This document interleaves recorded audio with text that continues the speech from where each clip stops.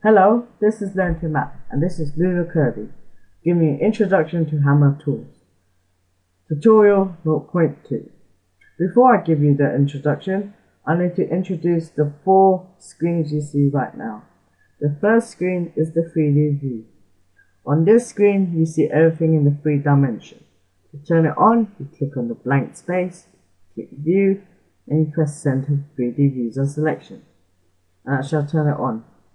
To move in the 3D view, you use the WASD key to move around, and you use the arrow keys to look around. If you press Z, you've got a different control. Instead of using the arrow keys, you use your mouse to look around. But the WASD key stays the same. You press Z again to take it off. The second, third, and fourth view are all in 2 dimensions. The second view is in top, the third in side, and the fourth in front view. If you would like to make the screens bigger, you can do so by clicking on the borders. Click on the center, you can move it like so, and you can make the front or the top or side or whatever I'm highlighting bigger than usual. Like so. To turn it to the center again, you do not drag it because it might not be accurate, but you press Ctrl A. I should automatically set it to the center. Now I've told you all the screens, I can now introduce you to the 11 tools. The first tool is the selection tool. The second tool is the magnifying tool.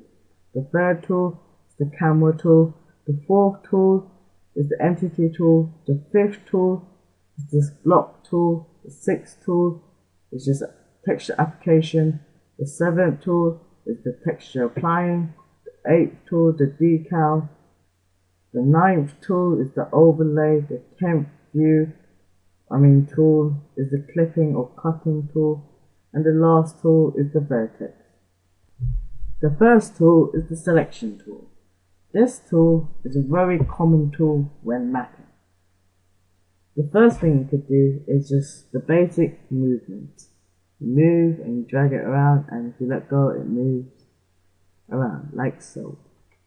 The second thing it can do is resize. You click a corner or side of it and just drag outwards, inwards or something, and you resize it.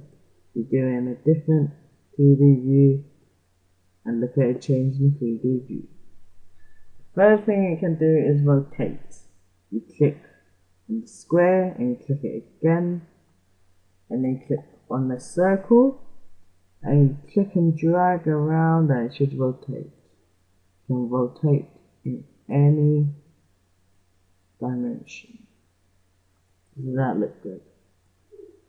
Another thing you can do is click once, twice, 3 times, you click on the edge of it and you shear.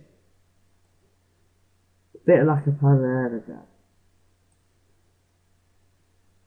And this is the most bizarre shape I've ever come across. La-dee-da. Nice shape. The second tool, the magnifying tool. This tool is pretty self-explanatory. Basically, it zooms in and out in the 2D view. You left click, it zooms in. You right click, it zooms out. You could also use the scroll mouse, like so. Like I said, a very simple and common tool. The third tool is the camera tool. This tool is not very so common because it's not very interesting, or you would like to say it's not needed, really. So you click on the spot, you drag it across, and you just choose that direction you want to look at from. So if it's from there, and you drag the circle around, and look at that. You look from the box in a different direction. You drag it from a different view. Oh, where's the box gone? Oh, there it is. Shrug it down a bit. Oh, in that is. That's not really, but yeah, I meant it's not really needed. Ah, the pretty cut tool. The fourth tool a very common tool. It is the entity tool. Let's just look at it. You click on it and you click on it in the free view and you come up with something. It says and fire. What's that? It's just a fire that you would see in a game. If you double click it, you'll see some options.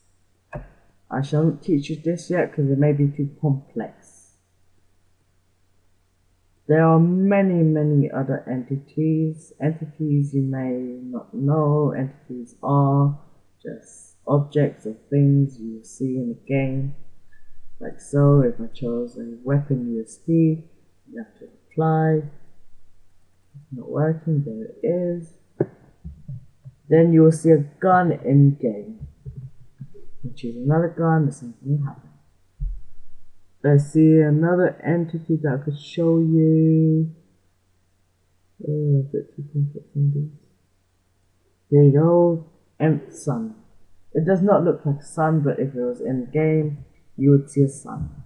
But not in this very spot because it has options to choose where the sun is located. This is the entity tool, too complex for you right now.